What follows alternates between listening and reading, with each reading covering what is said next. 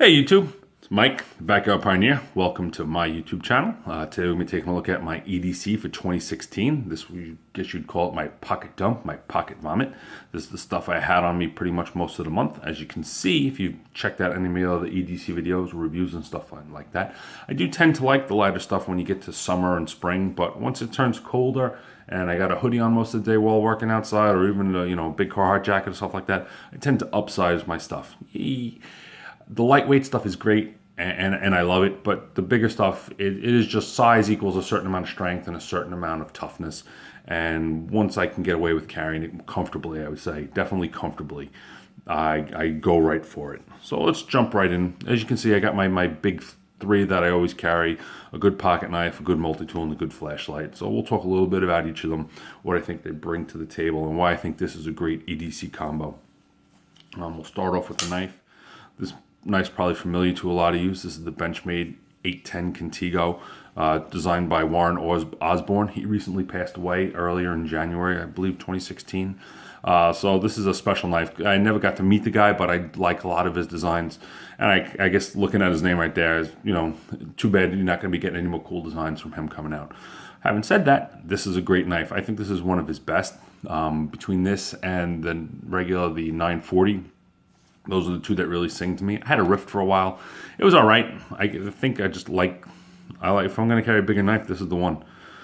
And the M4 steel, the CPM M4 steel is fantastic. It takes an insane edge. I think you can see I got a little bit of chipping in on that, but that was me doing something stupid with it. I can't hold it against the knife. I ended up cutting a wire down. It's all I had on me. I'd walk a couple thousand feet out into a field, and I said I even forgot my multi-tool, which is kind of a no-no for me, but the 810 was able to go through it, and pretty much not worse for the wear, except for that little chip, which I'm gonna have to take time to grind out one day, sharpen out. Love the G10, love the axis lock, huge favorite of mine. This thing's lightning fast, buttery smooth. It's just so much you could say about this knife. I did a full review on this. I'll throw up an annotation to that, and thumbs up. Great knife, I love it. All right, I guess we'll go to the multi-tool then. This is one you haven't seen on me. I haven't done a review. I'm going to have to. This is definitely another one of my favorites. This is the Leatherman Charge TTI, this titanium version. A little expensive. They do make this in, I think, an aluminum version, and then possibly another version under that. I'd have to check. Great. This is one of their, not their full size, like the Super Tool, the 300s, this full size, but this is definitely one. I don't carry this in my pocket. I carry this one on sheath, so that's why I do like the cooler weather. It goes right on my belt. And what I really find expands the utility of this, we'll jump into this, but as long as we're talking about what goes on the belt, I carry the bit set and the bit driver. It has a lot of utility. It really turns it into a pocket toolbox. This thing's seen a lot of use over the years. Great tool to have on you. We'll just look at it quick. I'll do a full review now that I mention it. I think that the pliers is what sets it apart from a Swiss Army knife. I love my Swiss Army knives, but these are just amazing. Titanium makes a little lightweight, and I know this is going to sound a little stupid, but the thing that really sold me on it, and I love the one-handed opening, was, I don't know if you can see it there, S30V steel on the blade. And I'll admit, I think it's a little bit of overkill, because the blade doesn't get used that much. The pliers are my big thing that I get used on here, the bit drivers. So I paid a lot of extra money for something that I don't even use that often, but I guess having another good, capable blade on you isn't too terrible. I love that these newer, probably the last 5 to 10 year Leathermans have the outside knives. I think that makes all the difference, not having to pop this thing open. And you may ask, why carry two decent sized blades? What you get when you have the regular pocket knife, you get the centered in your hand. This is the Contigo. This is a knife. This is a primary cutting tool. This is good for regular cutting tasks, but if you kind of lean into it, just having it slightly off center like that, and out of alignment in your hand, I think I don't want to. It doesn't need to no danger or anything like that. If opening the mail, it's fine like that. But sometimes I got to bear down on stuff out in the field, and I just feel comfortable having a bigger, dedicated knife to do that. A couple other things you're getting on this. You're getting serration, which I find is pretty good for cutting steels, cutting rope and stuff like that. Oh, gut hook. I never use this thing. I haven't. Maybe this year I'll be lucky enough to get a deer. Maybe I'll think about it. I definitely bring it with me. Actually, I tend to carry the wave into the field for some reason. Like I said, I showed the bit driver. So that takes the bits, and you can put the extension I showed there. Let me pull it out again just to show you what I'm talking about. God, that Velcro's loud. But this clicks right into there. And like I said, pocket toolbox. This thing comes with, you got Torx bits in here, all sorts of stuff. It's fantastic. Another thing you get in, there's also another smaller bit driver on here. Right, is this the one? Or maybe I'm wrong. Nope, that's, oh, there it is. A big dedicated screwdriver, and all this stuff is locking.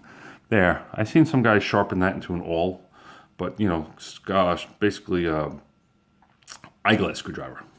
So something to consider, and it's all locking. I think that, I mean, you're paying for that. You're not getting this on your Wingman or your Rev or something like that. But that's what makes it a premium tool. I love this thing, and like I said, you're gonna find this most days, especially when it gets cooler out. Right there on my belt. I'll throw that up there. Flashlight. I don't know if this is an Olight. This is the M18 Maverick. This is actually an older light. I got this when this was still their G-Wiz light.